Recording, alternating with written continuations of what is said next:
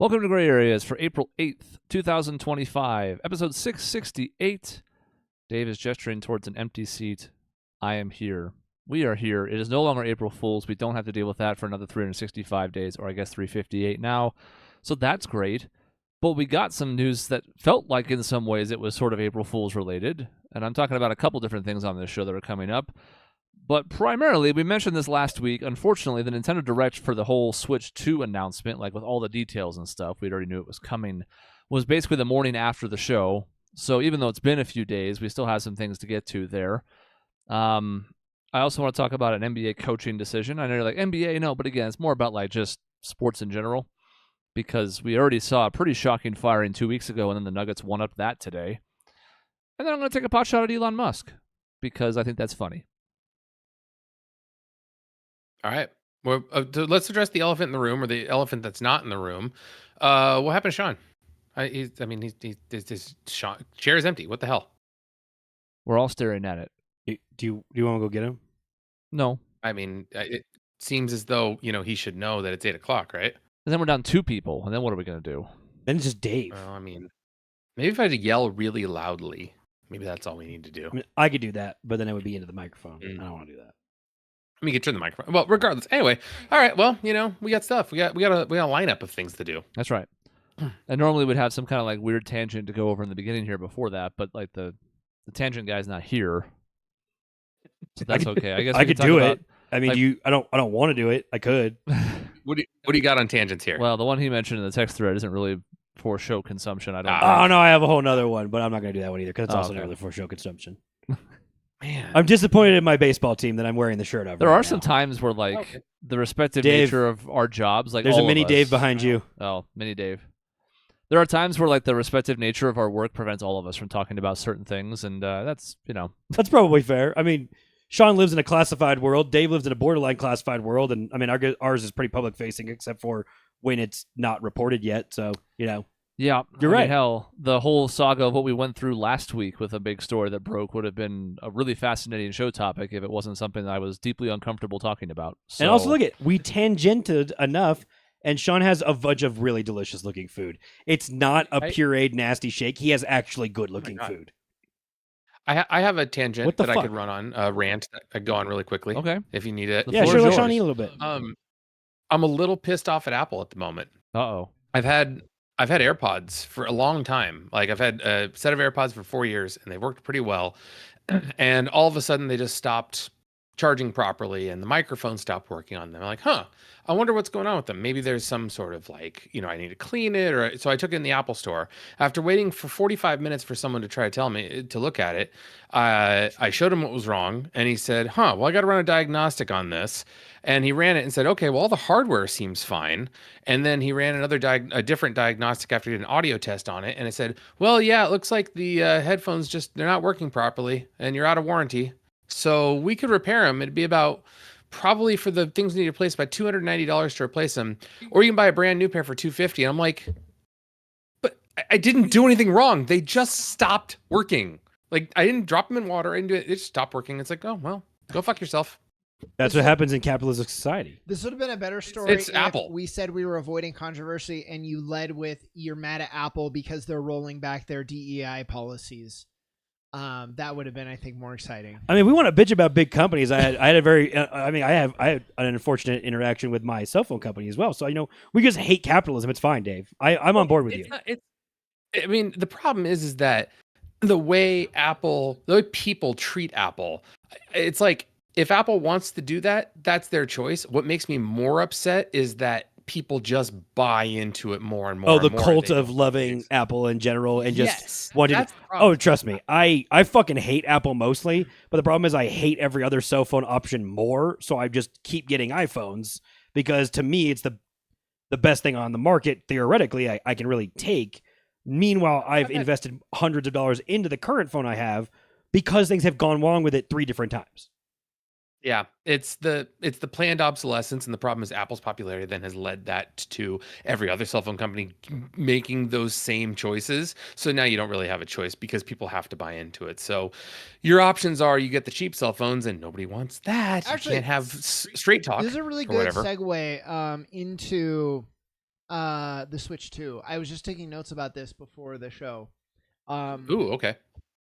I'm listening to you. I'm not judging you. Well, I'll bring up, like, let's not lead in with this thing, but let's talk about the Switch 2 announcement. Eventually, we will get to things like the price, and then that's a fertile ground for what I want to talk about. Okay. But here's it's funny. If you compare systems like that to phones, remember when there was the whole thing with PlayStation 3 and Xbox 360, the red ring of death, the old light of death, Yes. and everything like that? They were like, oh, shit. Well, here's warranty information. Here's how, here's tactics to fix it and stuff like that, because that was what people expected out of that. These devices are more expensive than those things. And go fuck yourself. I don't care. The good ones are like twice the price. I was looking at iPhone prices through Verizon the other day, and I was like, an iPhone 16 is $1,100. Mm-hmm. And then it's free if you do a bunch of this bullshit that they like trick you with, which is again part of why I'm out of Verizon right now. And yeah, you're right. Like, I mean, fuck, you want to think a Switch is expensive? It's like, yeah, it's 2 cell phones. Which then Verizon or whoever could just be like, oh, by the way, the cell phone's actually free just because you're going to stay with us for 2 years or 3 years as a company. It's like, well, then the cell phone can't possibly actually be worth $1,200 if you're just willing to like write it off without any problem. You guys should lease. Yeah. Do you guys lease? That's the only maybe good thing that Sprint, now T-Mobile, does is there's a plan where you lease your phone. You pay for it progressively, and then you can trade it in any time when the new one comes out each year, right? Yeah, and what you're paying is a monthly fee. That's not that much. It's cheaper than if you're trying to pay it off. Yeah. And it's like, do I need to own my phone? People lease cars, which I don't think is a good idea. Yes. Leasing a phone? I don't need to own the phone. I need to own a car. I have looked into doing that, and the really old person curmudgeon thing is I fucking hate transferring over all my shit onto a new phone. I've had 3 phones in like 13 years. When was the last time you did it? 2 years ago. I fucking hate doing it. it. Doesn't take Plus- that. It's easy now. Yes, I know. No, it's easy, and yet I still fucking hate it. Also, there's the really hilarious part of me that, speaking of Apple and things that they do that I hate, they finally discontinued any phone with a home button. I still use an Apple or an iPhone with a home button because I fucking hate them otherwise. So I have an SE2, which now no longer exists. But part of why my phone's a piece of shit is because I have the cheapest, shittiest phone possible because I want a home button. But they also discontinued that. So, Sean, when I finally cave and get to the point of needing to which is pretty much the next year, have a phone without a home button, I might do exactly what you're suggesting. Yeah. Because then I don't care. I'm going to recycle into the new phone anyway. Right. Yeah. It makes sense. I mean, I don't know. It depends on the deal you get too, because like I just switched my service from one provider to another, and they're like, okay, here, trade in your old phone, and you can get $800 to pay off your old one, and then we'll give you this phone for free. It's like, okay, I guess I'll have the iPhone 16 now because you're literally giving it to me for free as long as I stick around for 3 years. So you didn't want to name the companies you switched to? You wanted to keep that a secret? I mean, I went from Verizon to AT&T, so we'll see if it's the same shitty coverage. So who I mean, cares? I mean, if it wasn't for the fact that every coverage here sucked, besides Verizon being the least terrible from what I've kind of gathered, I would have moved a long time ago. T-Mobile's bad. I know. I actually did a test where they gave me a phone number, and I have a T-Mobile plan on my Verizon phone to test it, and it's fucking awful. And I was like, well, I'm not going to switch because you're bad. Verizon has like 2 very limited dead zones that I've encountered driving around town, but the rest of the coverage has seemed fine. And everything I've heard from any other company is like, yeah, good luck. Yeah, the second I move out of Flagstaff, one of the very first things I will be doing is changing from Verizon, who, again, I have been with since I was 15 years old. This account is like 20 years old with them, and they treat me like shit as a customer. It is funny when I go to T-Mobile and like we'll go to anywhere else almost, and now I have better service than Maisie. Yes, absolutely. I was like, you guys are on the same cell phone plan? No, You're it's married. still a long story. I know it's a long story. Who become one, Sean? If it was up to Maisie, we would be on the same plan. But I said, okay, if you want to pay for, If it was up to Maisie, who doesn't want to have T-Mobile? yeah, sure, want to join me. I suppose we've tangented for like 20 minutes about cell phones. Thank you, Dave. Just 10. Okay. You did great. It's not even that bad. Sean's halfway done with his delicious-looking steak. Switch 2. We just going to break it down by section in little pieces, like hardware first, software, Sure. price. Yep. Looks good. Hardware-wise, it's a nice-looking system. Looks like an upgrade over the Switch in just about every way. A few specific ones are like, there's a USB port on top, so if you really like it in the mode where you just kind of stick it on a little stand on a table or something, that's really handy for you because the port was on the bottom. There's still one there. But before, if you wanted to have it plugged in and sitting on the stand, good fucking luck because the USB was right in the middle. It's got magnetic Joy-Cons now, which I was a little iffy about in the initial announcement, but from what people are saying with hands-on, they're actually like pretty nice and a lot easier than the little slide-on and tugging them off system of before. Like they seem like they're pretty simple, and I don't know, I guess this is me getting old, but I remember as a kid it was like, you can't have magnets in your computers, it'll fuck everything up. And now they're like, magnet the controllers, and I'm like, oh. So like the Joy-Cons look a little nicer overall. Got the bigger L and R buttons on the individual Joy-Cons if you're playing them sideways. Screen looks nicer, but I mean, what were your guys' impressions of what you saw just from the way the system itself looked? I mean, I love the snap-on controllers. Like that was the biggest thing for me of the, like you said, the method of delivery of there, where it's like snap-on instead of having to slide it. Like the amount of times I've had kind of like, oh, okay, man, try to put it on. Nope. Okay, okay, now I got it. Like the other type of thing is just annoying. My button so that was a broke, big thing. So sometimes I'll be playing and it'll slide. No, off. I was literally going to say the same thing. Is the magnet thing when I was like, oh, cool. Is that going to like hold better because mine got old enough to where I'm playing and I'm like on Mario Kart or whatever, and I'm turning and I just slide the fucking thing right off, and I was like, oh, fuck me, that's great. Thanks for that. Lasted a couple years, so I appreciate that it didn't break right away. But also, no, do I enjoy playing my Switch when that happens regularly? No. It's annoying. I think it's everything I wanted. It's basically a Switch, you know, like it's Nintendo. So you're like, oh, what crazy thing are they going to do? And I didn't want them to. I just wanted basically the Switch that I have now, more horsepower, so for faster load times, better graphics. I don't need it to be PlayStation 6 graphics. Well, it's not even PlayStation 5. That was a hyperbole. It didn't really work. But point is, I'm not playing it for graphics. If the graphics are better, and if more importantly, if they're good enough to where other companies can do other third-party companies can do ports, which a lot of them felt like they couldn't do before. Yeah, that's all I need. So yeah, I mean, I like the stand too. What? I mean, the back stand for me, I don't know if it happened to, it probably has happened to a lot of people. The little stand that on my Switch has broken, and it broke a long time ago, and it's not going back on. It only worked so well even when it was. Mine was glitchy from like, I don't know, a couple weeks in of like, I had to rearrange it. Felt like I'm fucking blowing in the cartridge to make sure it like lines up correctly and shit like that. And I also only played that very occasionally. I mean, it was mostly in my hands for the most part. They're still doing cartridges, which means backwards compatible, which is great. Also great news. The cartridges are red, which I think is cool. I mean that all of this, there's not a lot to talk about. It seems like maybe we're underselling it, but it's like, it's what we've kind of suspected for a long time. And it's what we wanted. I think. Does anyone here like, oh, I wish they would have done like another like Wii U thing? No. Yeah. Pretty much no. I mean, again, backwards compatibility, like to me, that's important for everything, especially again if you're going to still have cartridges in the first place. But like, there's such a big stable of games that I have from my Switch that I was like, I don't want these to be all useless.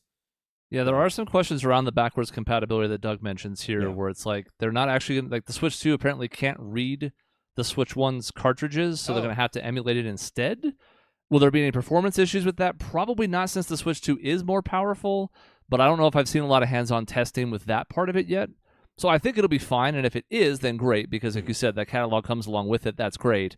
If there are any issues with that, and we've seen Nintendo struggle a little bit with some emulation in the past, then it's going to be a red flag. It's too early to know for sure, and I'm not worried about it. I think it'll be fine, but it was kind of like, oh, that's interesting. You didn't make it so it could just read the other cartridges. You're going to have to, like, bootleg that instead? That's interesting. Bootleg your own stuff. Yeah. Emulate how? So not through the cartridge at all then, right? Or is it a little bit just to like prove that you own the game? I think that's effectively it's like a middleman effectively inside the system. It's is what like, I thought I it's a understood. check to see if you have it, and then you get a downloaded version of it effectively. I believe that's how it's supposed to work. And also, like, there's also that new thing that they showed off where it was like, hey, you can give like a digital version of your game to somebody else, and it's like taken off of your system, and they get to play it for 2 weeks, and it comes back to your system. So it's like they're dancing around the idea of piracy by offering some options, but I'm not sure they're going to be a great fit for all users. I guess we'll see. Well, we'll find out when the games are $80 a pop. Uh-huh. I mean, that was coming someday, right? Well, like, yeah, and that's like from a consumer standpoint, it super sucks. From a industry standpoint, okay, for a direct consumer standpoint, it sucks.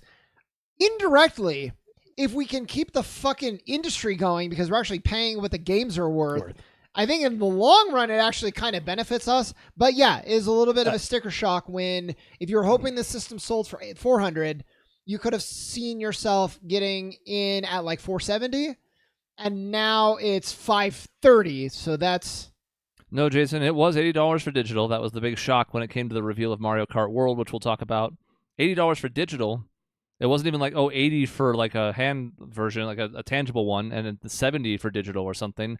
And you know that both Sony and Microsoft, and I guess even Steam, had to look at that and be like, well, somebody else did it. They ripped the Band-Aid off. And it's interesting that it was Nintendo, if only because, Nintendo games are notoriously really bad at going down in price, especially their first-party stuff.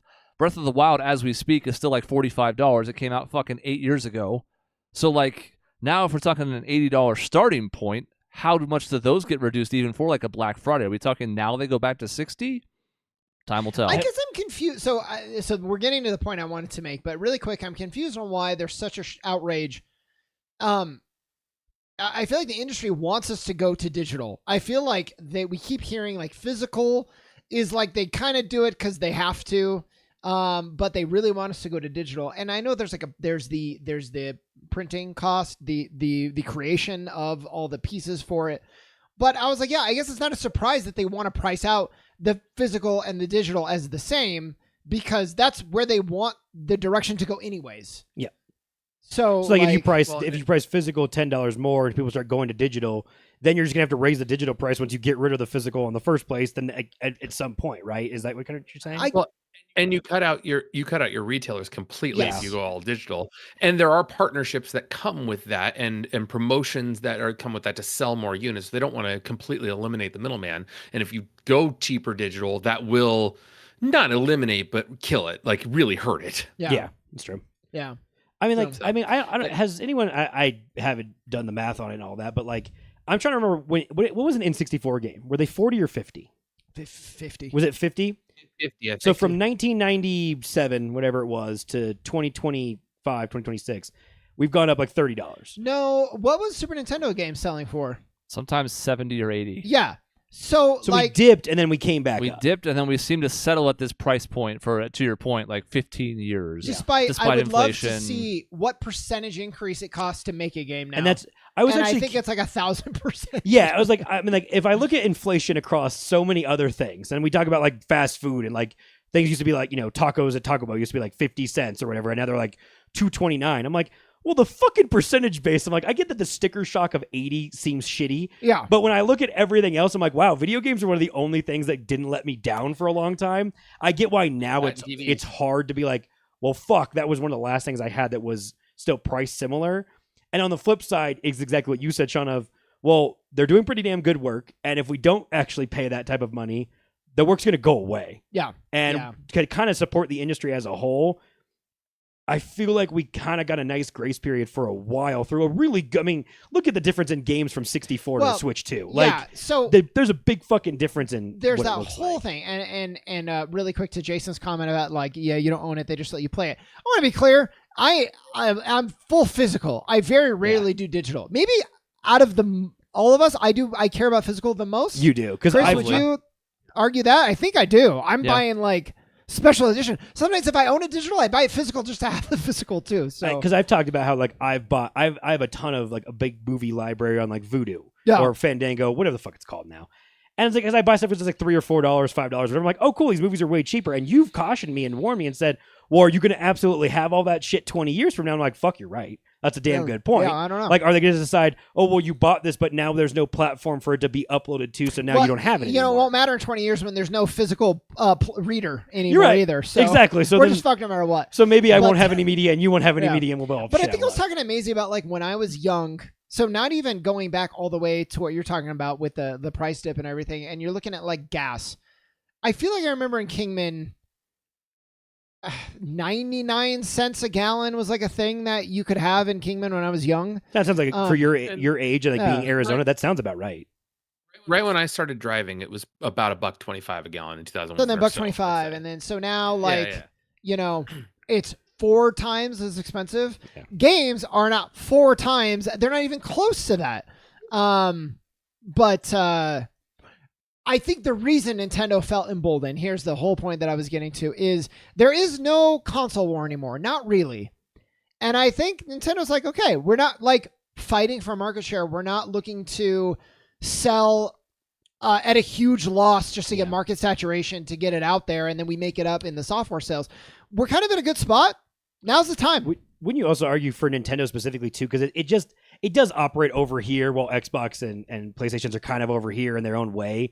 That if fucking Nintendo decides to start charging $100 for a bunch of Mario shit, if you want to play Mario shit, you just have to pay the price that they're going to put out there. It's going to be, pay it or shut up. Yeah. They feel like the company, I'd argue the opposite of like, they feel like the company that obviously would be the one, to Chris's point, if they don't drop prices, why the fuck wouldn't they mark their stuff up higher? I can see Xbox and PlayStation coming out and being like, well, shit, it's available on either one of our platforms. We have to kind of battle each other. Nintendo sits over here and is like, go fuck yourselves. We don't care. Yeah. Like, you want any of our Nintendo-based games, you're going to have to pay whatever we ask you to pay. I have to say, there's an anti-Nintendo base out there.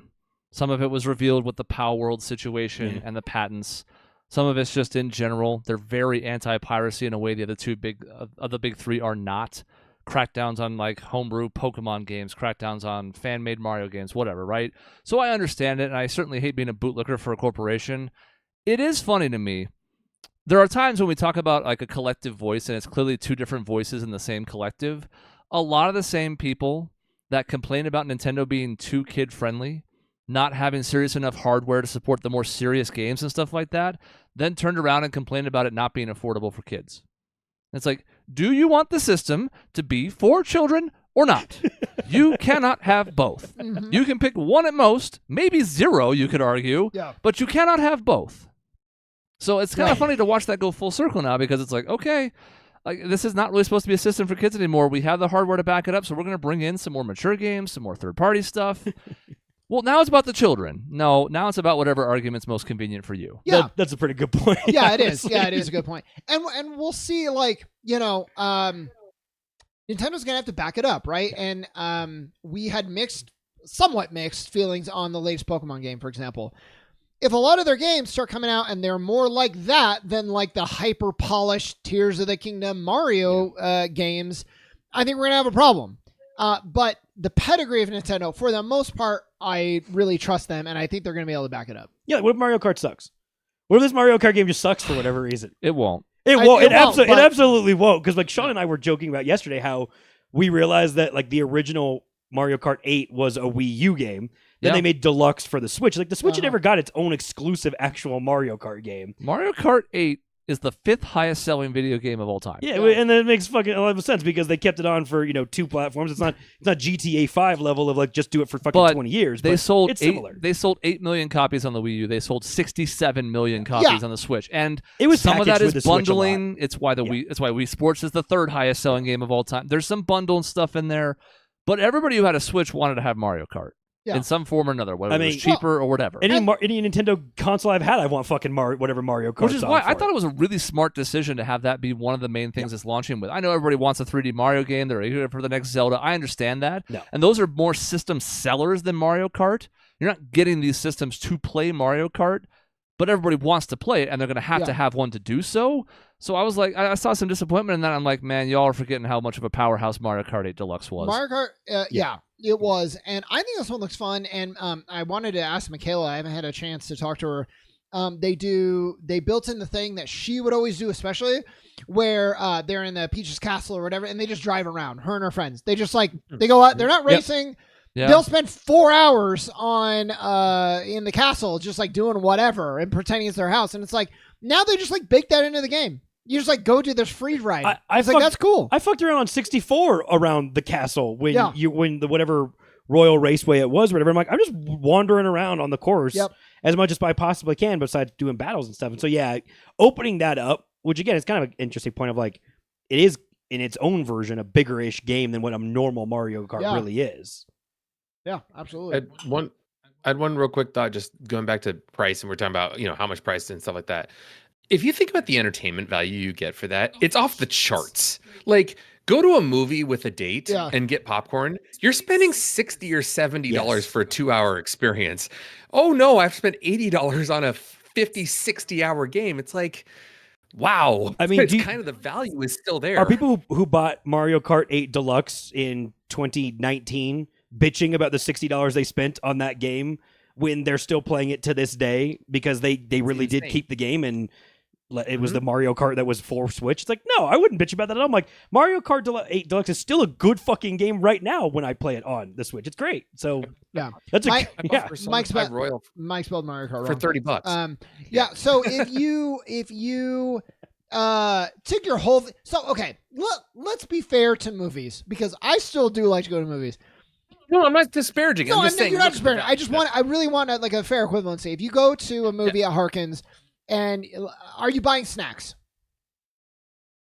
I mean, yes, mostly for kids. You'll get at least a popcorn or a soda or something like that. Yeah. Or then okay, actually, now that I think about it, if you're both getting snacks, like a popcorn and a drink, yeah, it could be 60. If you want the breakdown of that, like I looked at trying to go to Harkins, and the cheapest tickets are $11 in Flag. So it's 22 for two of us. Cheapest. Yeah, exactly. If you have popcorn perks or whatever they have, it's it's whatever ratio it is. They've raised the refills of drinks to $3 from when it used to be $1. So you paid $8 for the cup originally, and now you need 2 drinks is $6.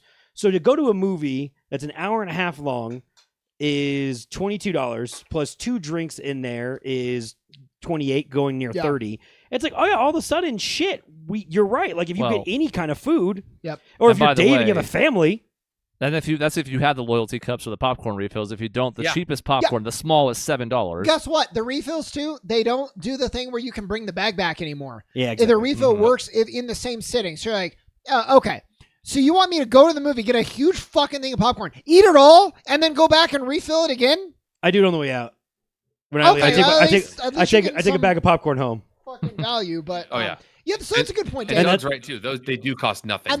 That's pennies on soda. Was always a massive winner as far as like return on investment for anything that serves it. And now, for the 2.5 hours on average, probably a little bit less, and then you're done. A lot of games. I mean, a Mario Kart game.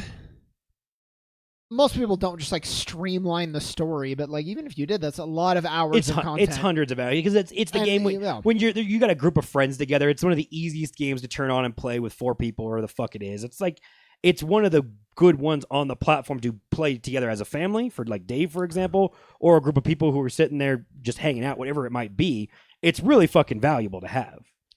I mean, I'm actually a little terrified to look at how much my kids have played Smash Brothers, like the hours they put in Smash Brothers. That's another great example of exactly this point. Yeah. And I mean, I'm playing Kingdom Come 2 right now, and I'm like, okay, I'm ready for this to end. Like, it's been great, but like, I can only play a game for so long, and that's like 40 hours. And it's this weird thing of a lot of people. There's a very common voice of people saying the games are too long now, but also saying like, where's the value? It's like, well. And I know we've talked about this with the approach for Nintendo is for a younger audience, but I've noticed this more and more. It's like, so one Switch with 2 extra Joy-Cons, you can play 4 people on one console. How many fucking people can you play, or games can you play, other than like sports games, on Xbox or PlayStation anymore that is more than one person? No, we all have to be online, have our own individual console, play with each other. It's the only way to do it anymore. Each buy the game. Yeah, and each buy the game. Nintendo is one of the few things that exist of like, this is like a party atmosphere group hangout thing. Plug the one fucking console in with the one fucking game. Someone bring their Joy-Cons, and then you have 4 people play. Maisie is moving to Tucson, and one nice thing about that is there's almost like more of a return on investment because she needs a console. She's in a different house. Well, we have one. Can I tell you how bad it felt to have to buy 2 Xboxes just so we could play online with our friends? Fucking Do you know how much money that is? And that's and then the games for the most of the time you have to buy your own 2 copies of the same game. Then you have to have at least 2 controllers, and we all know I have 50. It's just like it starts to get really expensive. So, again, maybe I still sound like a shill for Nintendo from all that, but I'm like, no, to this point, as soon as I have kids, the fucking first video game they're gonna have is whatever Nintendo's got out at that point. In a heartbeat, I'll be like, here's all the fun shit I played as a kid. Guess what?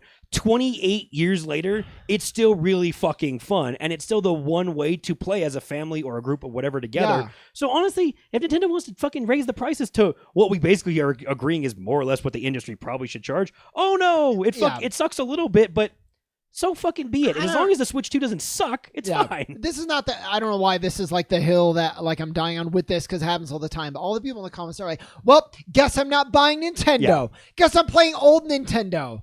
I'm like, fine. I don't give a shit. Go away. Who gives a fuck? Oh, you're so old now. You finally hit that point. You're old. Thanks No, for I agree with him. I'm old too then. Why is that an old thing of people like? I think it's very even in the comments. People are like, well, I'm not, gonna do that. Everybody's like, oh God, thanks for letting us know. It was a close one. Well, like, yeah, it's the answer of, oh, thanks for announcing your exit. We appreciate it. Yeah, this isn't an airport. You don't have to announce your exit. That's what it was. Yep. Yeah. We're not Elvis. Yeah, your departure. You don't have to announce your departure. It's not old. It's not old. Just want to make that clear. Sure, fight that. Yeah, some of the other games I don't know that I super cared about yet. Bravely Default. I played the shit out of that game when it first came out. So do I really want to buy it again?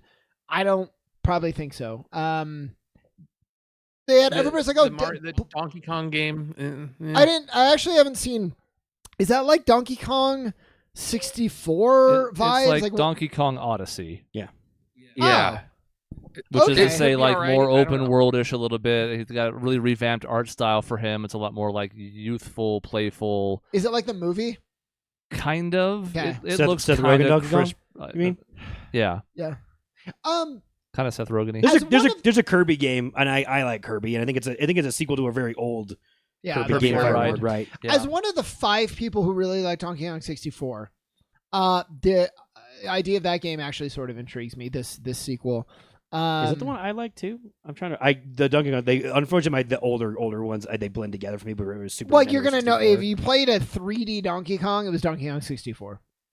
Yeah, probably wasn't. The Super Nintendo was the shaded one that looked 3D Yeah, but wasn't still really. 2D though. Yeah. Yeah, that's right. I think that's the one I played that had all the other characters and shit in it. And I Yes. side scrolled Well, around. okay, the Kong. Poke Rap was Kong. Donkey Kong 64. The Poke Rap, the fucking Donkey Kong DK Rap. Mhm. Donkey Kong. He's the Goddamn. I leader need to of like the bunch. I need to like go find these games on YouTube and like try and be like, did I remember playing this yeah, or not? Yeah, you should. It was good. Because honestly, Donkey Kong is one of the games I played more than almost anything when I was a kid, and I don't know why I got away from it, but I really, really liked Donkey Kong. Yeah. So there's Donkey Kong. There's the Metroid Prime 4, which I think it's one of those bridges the gap, right? It's Yep. gonna be on both. But still, I'd rather play it on the nicer system. That's the one I'm gonna play it on. You had pretty much every series represented because Zelda has both Breath of the Wild and Tears of the Kingdom getting upscale, which is another thing we should talk about. Yeah. There was really just no Mario, which is kind of surprising for Nintendo, but it's coming. Yeah. I mean, yeah, Mario Kart, sure, but that's not. I mean, when you saw the cast of characters, that's not a Mario game anymore. That's Yeah. everything from the fucking franchise because the cows from Moo Moo Farm. Yeah. Yes, one of the thank riders God. now. They've finally been included. Thank God. Yeah. You could quibble, I guess, that we are getting a Pokemon game, but it's in line with the Legends, not like traditional Pokemon. That's not a Pokemon game. Sean. It's kind of blurring the line though, where it might be like battles where you face off, but now you move around in them. So I'm interested No. to see where it goes. I was not a big fan of Arceus, but I would be more intrigued if that was the case. yeah, we'll see what that looks like because it was even not like a ton of. 15% of real Pokemon games. No, mixed in? I would need more than 15. 15, okay. But like, if it's like half and half, if you want to model it off the show where you can kind of choose to go battle or choose to go catch things, I'm fine with that. But there has to be The fucking mainline game more. I mean, I guess you can't. You have to beat the gyms and shit. I guess. well, that's all. But the show also makes him do that shit too. But not Brock. yeah, He's right. a breeder. You're right. Okay, you're right. Okay, I can start my own breeding industry. You're right. I don't like the sound of that. Yeah. Yeah. So what? There was the Bloodborne sequel, which is not a Bloodborne sequel at all because it's all just like PvE, PvP. So it means I'm not gonna play it, but I'm sure there's a market for it. So that's nice. Unsurprisingly, we have GameCube games coming. Wind Waker was one of them, so there's finally a way to play that on a Switch, not the Switch, but the Switch 2. And it had F-Zero GX and a few other games that was listed in there. It's finally going to free Fire Emblem from its purgatory because that's been unplayable for like 15 years. Oh, good point. But that game will finally see the light of day again. Both of them, right? Well, at least the first one because that's GameCube. The other one was Wii. Oh, you're right. So Radiant Dawn, but not Path of Radiance. I think Opposite, that's but yeah. opposite, yeah. Yeah. So one of them, and again, that's been really difficult to play in any format, so that's good news for Fire Emblem fans. Like, there was a lot of little stuff in there. There isn't like one heavy hitter game where I'm like, oh, damn, like I gotta play that. I'm intrigued by 24 people in Mario Kart. It sounds like a clusterfuck. Yeah, that's gonna be fun. So like I am certainly interested to play that game, but I don't know that alone is going to be enough for me to be like, gotta have a Switch too. I think Cody, was it you that brought it up? Maybe, but the 24 people is fun because maybe it's Peter. So often you get in those races and it's like it's the same one or two people winning every race in that, and they'll change it. But so you kind of have to be perfect, especially on the higher difficulties, or you're fucked. With 24 people, maybe all it takes is one really good race, and then you're going to be fine. I mean, again, so, it really started. It kicked up worse when we got to the Wii, specifically when we had 12. I guess I think is the number we had in there. But that clusterfuck in the middle, it's like 1, 2, and 3 are up ahead, and that clusterfuck in the middle is just shifting from like 10th to 4th back and forth. And I'm really curious for, especially when you're playing mostly against a computer, have they fixed any of that to where you are just kind of like yo-yoing back and forth and you can't get out of that mess? Or is the mess just going to, like you said, is it going to include the first place? Is it going to be able to fall back a little bit if you don't drive perfect against the computer in those higher difficulties? Yeah. Because 24 might be too much. And it's also a question of like blue shells have long been the corrector. I don't know if you want 23 people throwing blue shells. And no, you're not going to get them in second place and stuff, sure. Yeah. But like if it only hits first or a small explosion around first, what about all the other races up there when you're in 23rd and you're hitting only the guy in first? And then you have a bunch of people vying for not first. Like, I want to be in second, but like slowing down so that you take first is like that. Yeah, it seems like a nightmare. So we'll see. I mean, if it's 24 human beings, it's different than 24 computer things. Yeah. But what were you sad was missing? Your Pokemon. Like a traditional I mean, Pokemon. like I mean, again, and I know that the last couple, as much as you guys have really mostly disliked the last couple mainline ones, I'm so simplistic that it's just such an easy time killer for me. Like, I don't care that much. I'm pretty satisfied when we just have a mainline Pokemon game or one of the remake ones and stuff like that. I'm excited to. I probably won't buy a Switch 2 until one of those is announced. Yeah. Honestly, okay, that's fair. Just because, again, I'm probably the bad grouping of like I'm gonna mostly buy those almost no matter what. Because I just like having a Pokemon game to play through the story, get to all the basic shit. And I liked all of them except the last gen. Like I actually thought the previous one, Sword Shield, was kind of a return to form, and then they lost me big time in Scarlet Violet. I don't know what Mike is doing. I shouldn't even call attention to it, but I like mixing first person shooters and Nintendo games. Yeah, it's a hodgepodge. We never talked about that, so I don't know what's happening. Dave, what about you? What I'm disappointed in, I kind of, I think I would like a little bit, I guess, of the uniqueness that each system has brought. And now you don't need to go crazy like we talked about with the Wii U, but even something along the lines of like Switch Sports, which was a Wii Sports clone-ish, but it got a certain aspect to it. This one doesn't really show any. I mean, it had the Joy-Cons in this case had like the mouse movement and something like that. And maybe they're going to do something cool with that, but I just haven't really seen anything with that yet. So I'm hoping for just some of that little shine of innovation that Nintendo has always brought before. What about their limp dick takes on cameras or voice chat? Oh yeah. I got weirdly good feedback from the mouse, which I was surprised at. Like, I don't need that, but people are like, actually, it kind of works nice for like Metroid. Yeah, if like I don't know how.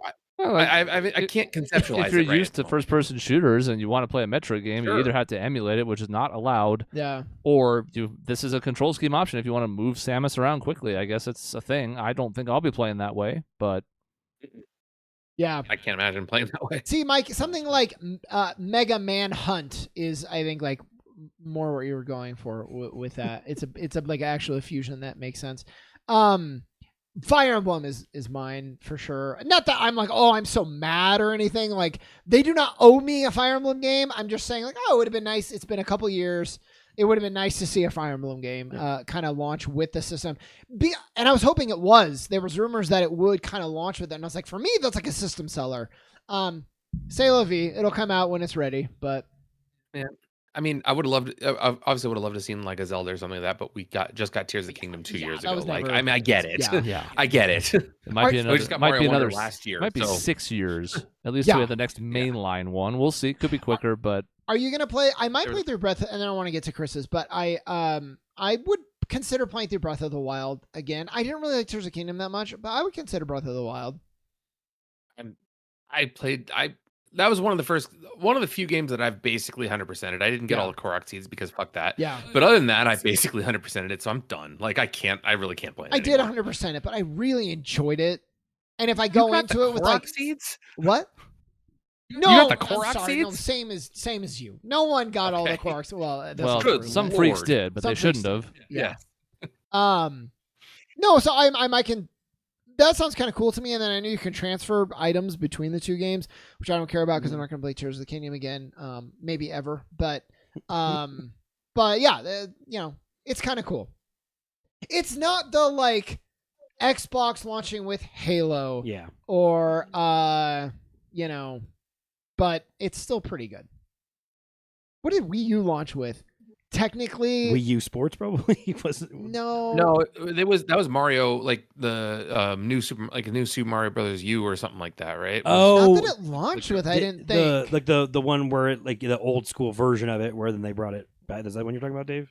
It was the one with the buzzy hat thing. Like I think that was that version that came out, but Maybe I not- think we're I don't know. identifying why it didn't sell that well. It One did of poorly. many I was reasons. going to Like, say it was Yeah, several it reasons, didn't but launch like a killer game. But I think this is maybe not killer game, but like solid games for sure.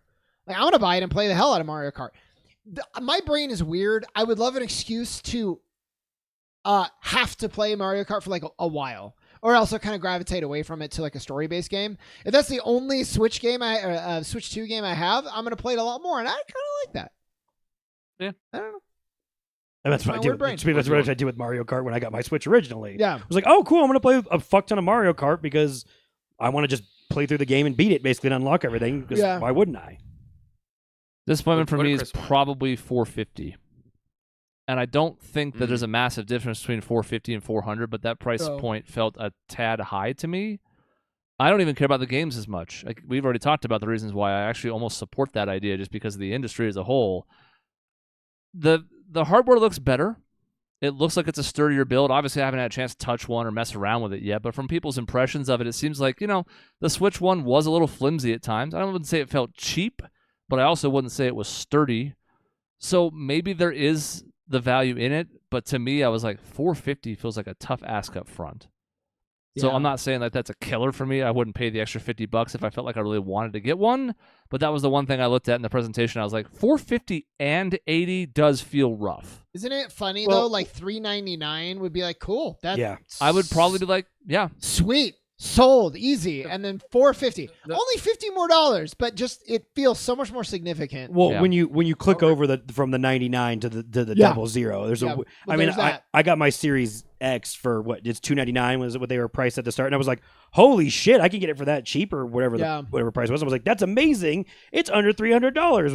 Was the weird gut feeling where I'm being definitely tricked by 1 penny. Yeah, by 1 Funny- penny. Funny thing with that though is they have if you're buying it at launch, they have a Mario Kart bundle for $500. So if you're buying the Switch for if you were expecting 400 with an $80 game, okay, it's really not that big of a difference at that point. You know what You're I mean? looking at Oh. a $20 up. Yeah, I want that's to get fine. that, except we can't yet. You can't do it yet. Yeah. But eventually, Thank you, America. Maybe we'll see.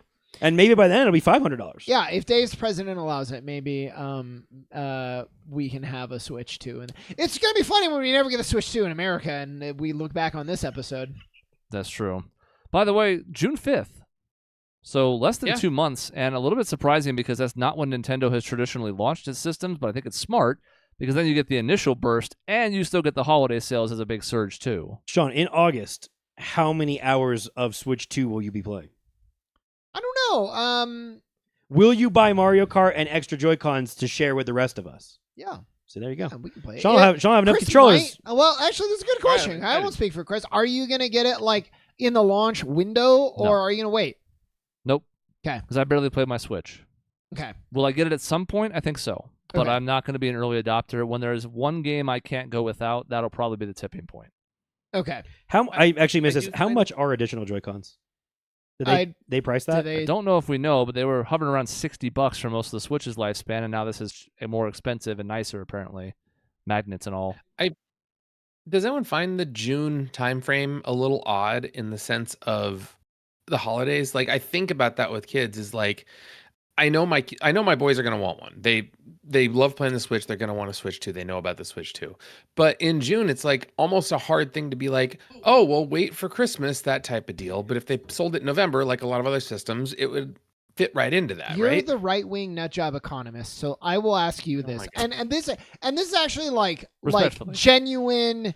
Well, not the insult, very. but this is a genuine question. Oh.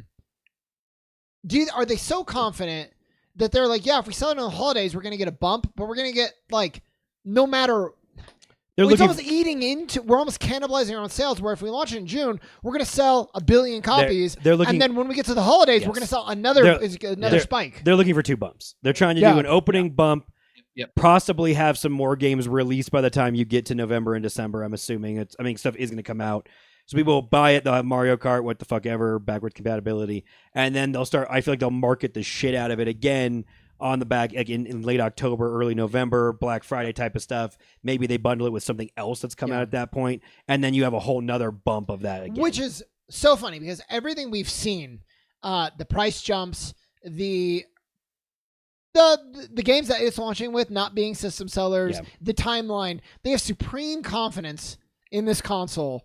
Yes, I think which is either very well founded or very misplaced, and we're gonna find out. I think it probably is gonna be a sure thing, but I feel like the popularity of the Switch and the uniqueness, I guess, of the Switch in some ways is like they have a lot of confidence going into this second release, like or the second generation of the console. Of like, fuck it, might as well, if we're gonna ever experiment on this type of release thing, this is the console to do it with, and this is the time. I mean, honestly, with the economy, this is the time to do it before it potentially gets fucking worse by the holiday time.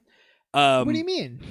Maybe we rush it out as quickly as possible if we have it ready to go. Because honestly, I would love to know the internal discussions of that. Of like, sure, if the United States is in a different position now than it theoretically could have been, would they hold off on that, or do you want a quick bump now? And I know that our economy isn't the end all be all for Nintendo specifically, but I do actually really wonder about exactly what you're asking, Sean. Of like, are they trying that? I do find it funny that Sean essentially admitted that left wings can't do economics at all, so that's just funny to me. But anyway, because you called me the right wing, yeah. So they kind of struggle. Now I'm shrugging because I'm not sure you're wrong. So. Now the truth is, I don't know if anyone can do economics, period, because I'm not sitting here saying I think the right is doing a great job either. I mean, it did to me, but it's fine. Anyway, no, you're probably right about the double bump. Like, it makes sense about the double bump. Like, you get that your guys' demographic, I'll say, in the sense of like, yes, I would like to have this system right away because I'm, an adult who does not have children, and then me, adult with children, can then get it at that time, around Christmas time. So but like, both. You're probably gonna. I'm glad you said that, you guys. I'm the only one who's getting it in the launch window out of all of us, and you're probably gonna be the second person, in all likelihood, to have it. Mm-hmm. Because he's not getting it till Pokemon, and he's not getting it until. Here's the thing, Sean, Zelda Pokemon or Mario, or Zelda. If you have this fucking thing in August and we play it, and Mario Kart's really fun, that might turn me. That's August. also Honestly, true. If that Mario Kart's really good, because I really fucking love Mario Kart. So, so Chris, would be Mario, Zelda, Pokemon. If it's good. If it's good, like a really good Fire Emblem, would that be enough at this point? Maybe. Okay. Yeah. See, I'm weird too, because like we just had a new release of a new Mario Party on the Switch. I also really like Mario Party a lot. I will play Mario Party alone or with just Raya and have a shit ton of fun with it. But we just got one of those released onto the Switch, which I haven't bought yet because I knew the Switch 2 was coming. I'm like, maybe I'll buy that game when it's probably ported up ahead onto the Switch 2. Like, maybe I'll just buy that Mario Party there, and it'll be a new Mario Party to me. So that would be a game, again, a regular Pokemon. I could be convinced. Again, if the reviews of this thing are good, I might flip pretty quickly. Also, I just never really buy consoles right at release because of the thing. I mean, I'm still traumatized from the dings Dave's talking about from years ago with the red rings. I got fucked on the PS2 when my disc reader went out because I think that was a big problem for a lot of those. The sensor burned out. And that fucked me, and then the red rings fucked me. And so ever since then, I don't buy stuff for the first batch. I didn't have red rings, but I basically had red ring. Like the system didn't work, and I was in college. I was working really, really hard. I was like, I can't wait to go home for the summer and just game like crazy.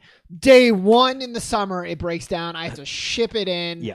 Just weeks of no game. I remember the Xbox, the box being delivered to my house to package it into the box. Yeah. To send to fucking Microsoft. That's why I play the Switch now all the time, is I'm making up for that lost fucking trauma, those weeks of no Xbox. Nintendo hasn't had those issues as much as the other companies have. Certainly. But I'm straight up traumatized from it. So normally I almost always wait 3 to 4 months anyway on new consoles before I go and buy one to begin with.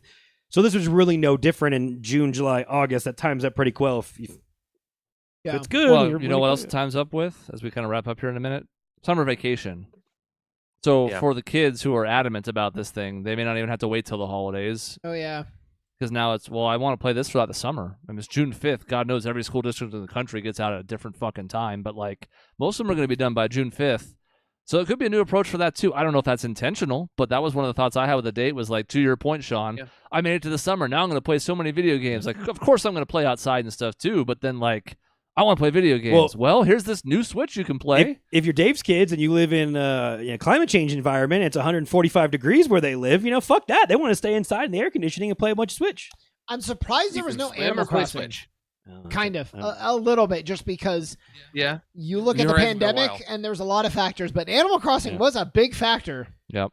Mm-hmm. I don't even like it. Dave, I don't fucking like those little fucking animals, but I will recognize it was a big... You're in debt. Yeah, fuck them. So Dave, you only buy one, right? And everyone has to share it?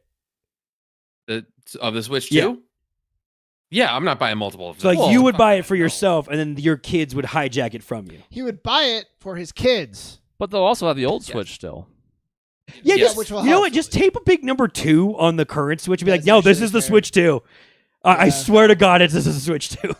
They're really not that stupid, I promise. I guess they're all old enough to where you can't get away with trying to trick them like that. For I don't know. Is James young enough? My 5-year-old at this point. No, I think at that age you're smart enough to be able to figure it out. I promise this is the Switch 2. Tell your daughter that's a good prank to play. Yeah. Thank you. All right, what else topics we got? We don't have time. Just kidding, we do. We'll talk a little bit about NBA coaching just because it's timely. Yeah. No, I want to hear you make fun of Elon Musk because that ties into video games. Nah. Okay. Leave him alone. Fuck him. He's not worth the time anyways. He is worth the time. Look, he's a big man. He's a big man, baby, where it's ridiculous that he gets so freaking butthurt about, I'm good at video games. Oh, you're actually not, but like, who cares? Like, why do you care? He's so desperate for people's attention, and it's costing us like half of our government program. So that's awesome. For somebody who wasn't elected. It's cool. It's great. Anyways, NBA coaching carousel. A couple weeks ago, Taylor Jenkins was fired from the Grizzlies, and that was with, about 3 weeks left in the season. And the Grizzlies were, I think, the 4th seed at the time, and that was pretty surprising. They've had all sorts of turmoil from Ja Morant getting suspended or hurt or shooting guns at people or whatever it is he's doing at a given time, but also a plethora of other injuries. So at least made sense because they had kind of underperformed.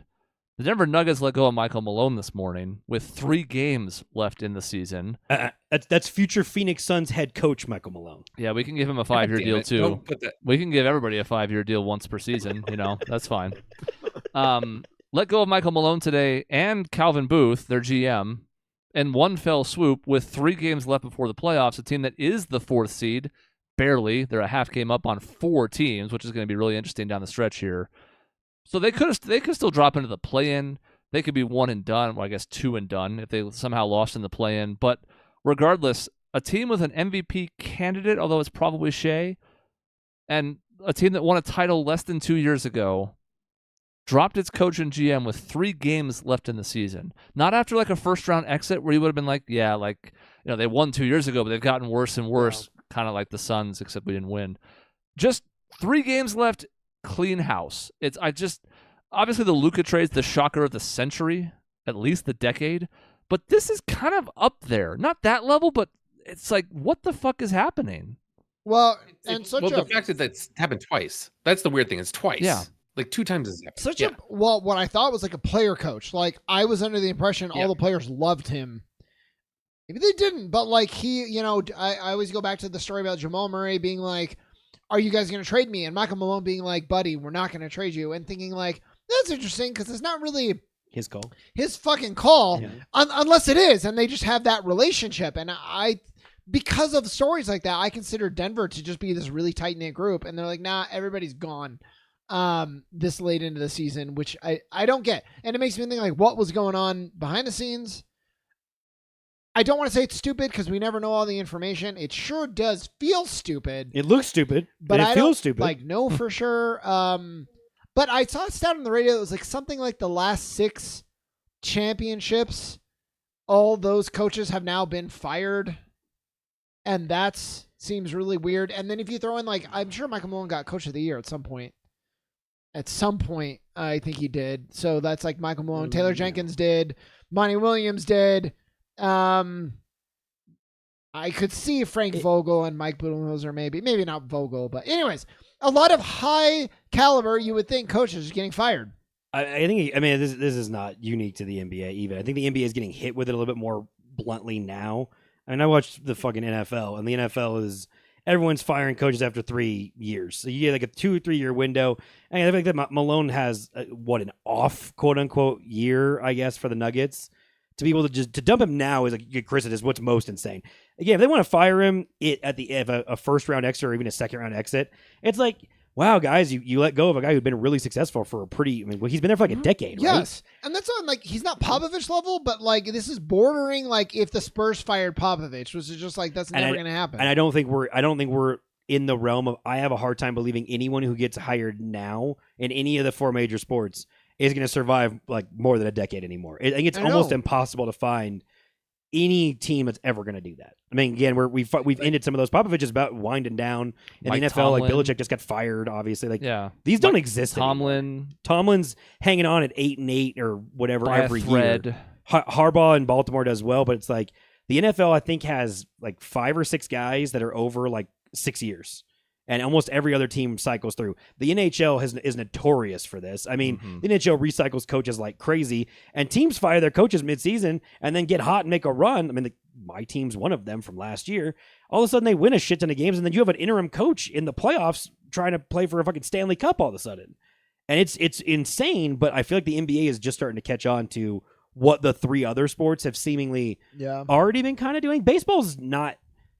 The good teams in baseball hang on for kind of a while still, but again, if you're mediocre or bad, it's like 2 years done, 2 years done. Which I don't done. like. I don't really like Budenholzer, but I'm like, I like some loyalty in sports if it all just becomes about winning, and that's the bottom line. Yeah, I am not into sports as much, and that's it is a bummer when rosters are changing, coaching is changing, style of play is changing almost every single. How do you fucking build character when you're not allowed to go through lulls? It's like it's crazy.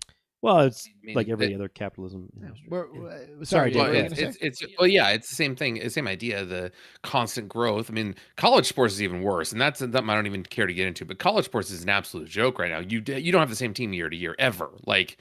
It's crazy, but like even the pros, you're right about the winning only mentality, especially in the NBA. The NBA is the worst of this. If you are not the champion, you're dog shit. And it's like, what do you mean? Yeah. Like when the Suns won 64 games and were the number 1 seed and the best team the entire season, and then lost the Mavericks, it would have been better from a societal, like social standpoint for us to miss the playoffs that year. Yeah. Like no one would shit on us if we missed the playoffs, but because we were a great team that had a bad series or, kind of, 2 bad games, really, you're the worst team ever. Fuck you. You blow it on that big of a stage, it's embarrassing. You're the 9 seed or whatever, and you don't make the playoffs at 44 and 38 or the fuck it would be. It's like, oh, cool, yeah, you're on maybe on the upswing, but then all of a sudden 2 more years later, it's like you won 50 something and then 60 something and then you flamed out. Well, we're in the same position we were 2 years ago with a better regular season. And yeah, and this is why like lately that bubble team, because they were a bad team who for the most part stuck together. It was like a lot of the same, Rubio and all of them. And then they're like, oh, we're starting to build to something. And then we carried that through until we, traded everybody. And that's really like, I'm not saying you don't do that, but for Durant and all of that, and I'm not trying to rehash that, but there was some of like sticking with the same guys, which I think Boston for the most part has done very well, and they're really reaping their rewards. Most of the championship teams do that. Sean, how many games did you go to for the Suns this year? 8. So when you're there and you're just in the environment and watching the game, and if you're having fun, I guess you might Yes, get blown Jason. out. But I'm curious, when you're there, are you really hard thinking about the standings when you're in the game? No. Are you having fun watching your basketball team play that basketball game? Well, let me tell you. Sometimes. Exactly. I know what your point. The last game of the year, the Suns decided to really try hard for 4 games this year. I happened to see one of them, and it was a great. You could see the difference. You can see the effort, the camaraderie, and that's like all I need. They happened to win the game. When we were in the fourth quarter and it was competitive, I turned to Maisie and I said, I don't really care if we win this game because they're playing the way I want them to play. It's like the in-game atmosphere, which I think is more fun if you were like, hey, that guy's been with our team for 7 years. Yep. And I have his jersey and my kid has his jersey and we're dedicated to him and all that shit. And I get that that's not the best formula for winning the title year in and year out, and that's what everyone's chasing. And Dave's right when it comes to college sports. I don't know how the fuck you're a college sports fan when you used to have a dude who's like he was a freshman recruit, you were excited, and then all of a sudden, as a junior and senior, he earned his playing time. Those fucking things don't happen anymore. It's a bummer. Don't they enter the portal like during the fucking tournament now? Exactly, pretty much for teams that aren't in the tournament. Yeah. I think football is even more of a disaster. And again, this sounds very old of me, but it's like sometimes I do, especially when you're close to your team that you cheer for and you want to go to the game. I don't give a fuck about my team's title chances when I'm going to the game. I just want to watch the fucking game. And I'm lucky for my hockey team, which is the team I get to see probably the most because they come to Vegas. They used to come to Phoenix.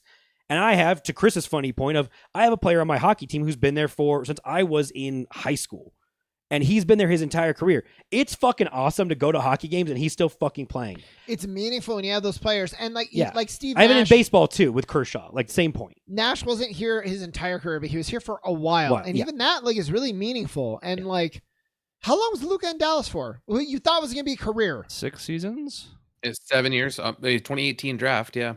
And that's, and look at Kobe was with LA for 20 seasons. Basically, yeah. Yeah, Dirk in 21 in Dallas. Yeah, it's like that shit matters. And I don't mind that stuff around them changes. I get that. Especially basketball, is a smaller roster, so I get that side pieces can change.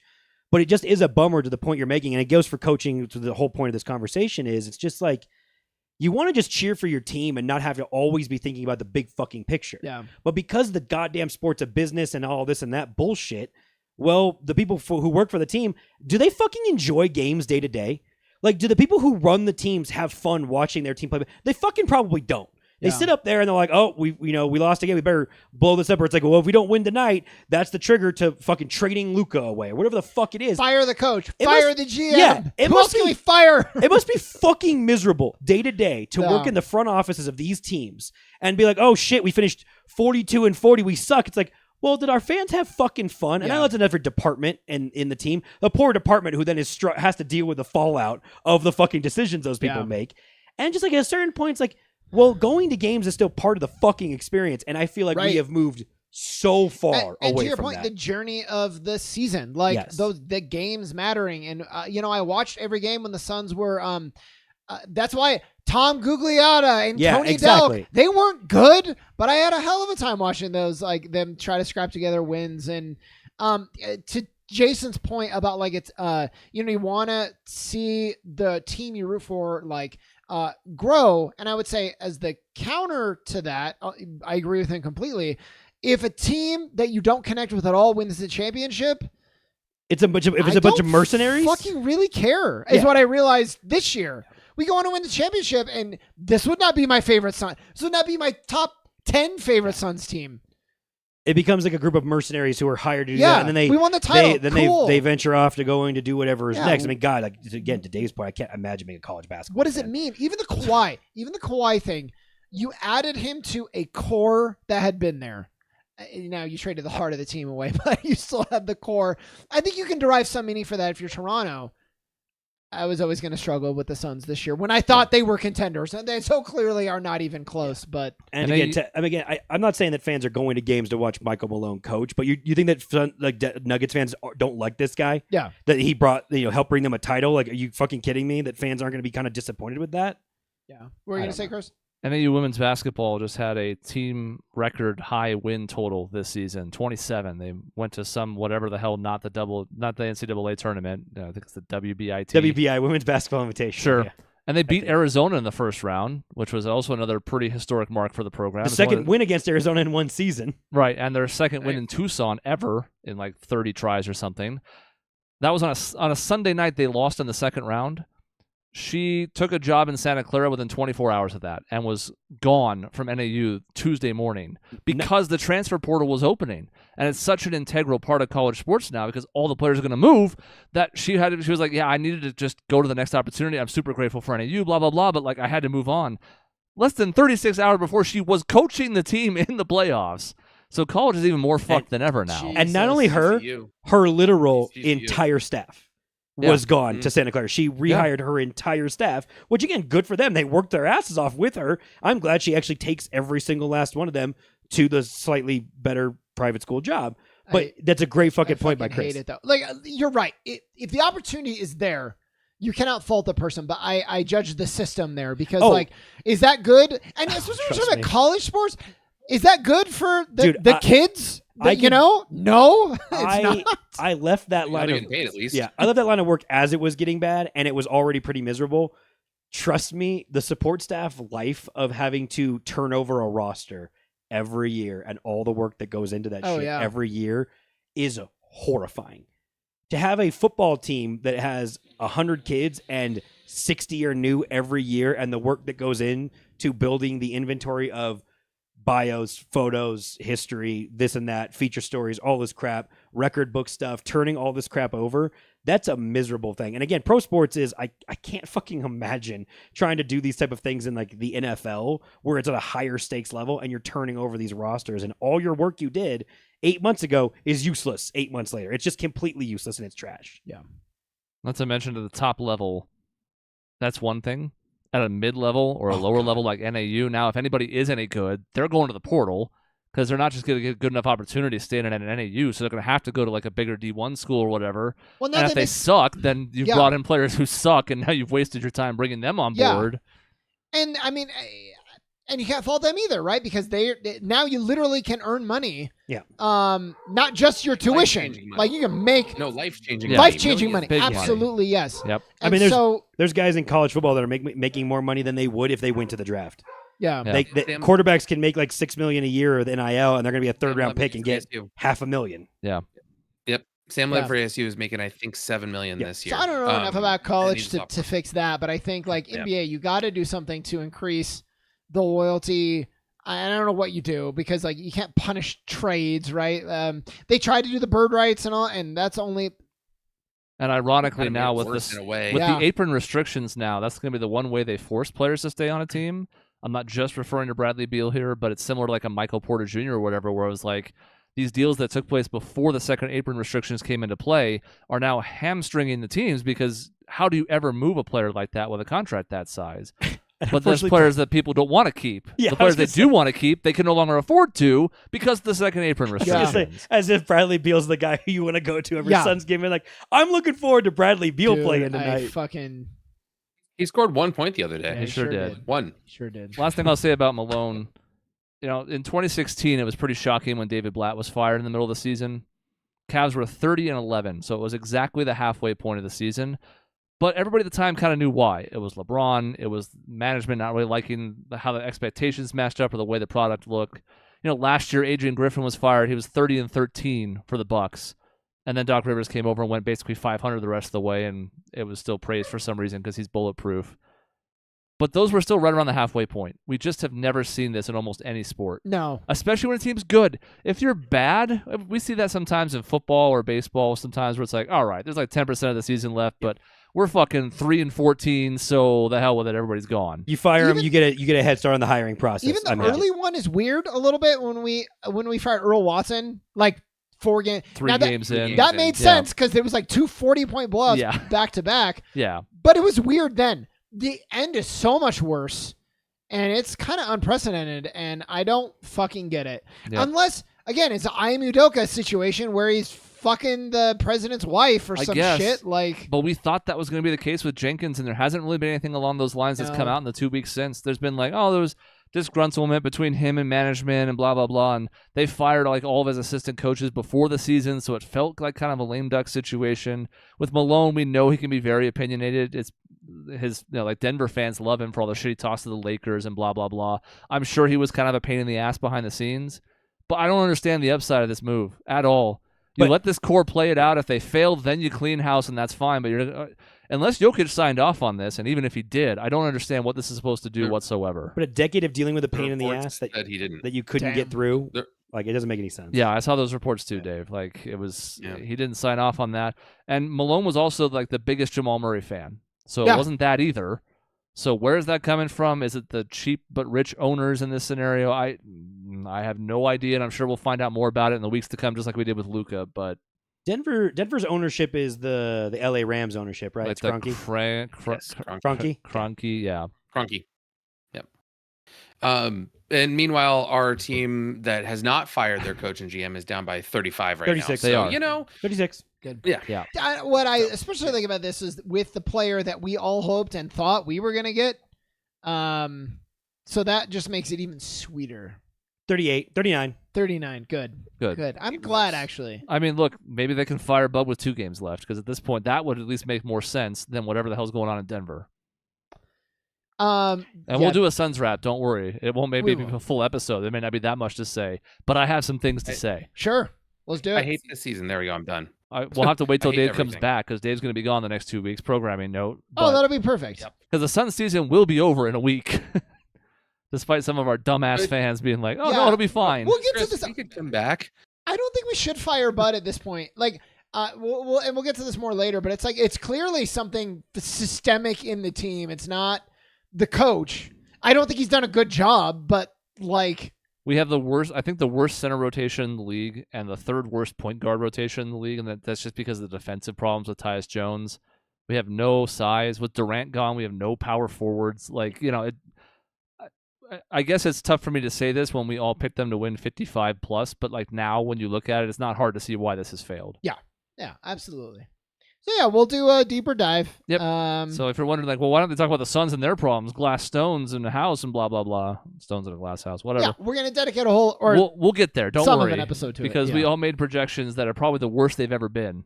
Yeah. Well, and to be fair, it's we like most analysts and people who know basketball. Also, very few people. Everybody wants to be like, "Oh, I called it." Most people I saw were like they're either dark horse or a favorite to win the title. This Nobody year. called You're effectively this. the biggest disappointment in the NBA. Nobody called this. Vegas's line was 48.5.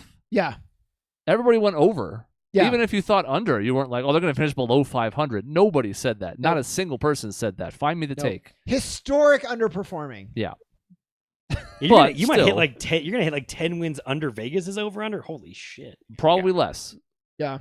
Probably, yeah, even more. because that implies we could win another game, and we won't.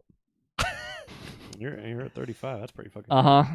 All right, that's the end of this episode. Again, Dave will be gone the next 2 weeks. Goodbye, Dave. We'll see you Bye, soon. Dave. We'll be back with the rest of us next week. In between episodes, you can find us at our website, grayareas.live or youtube.com/@grayareaslive. We'll see you next time.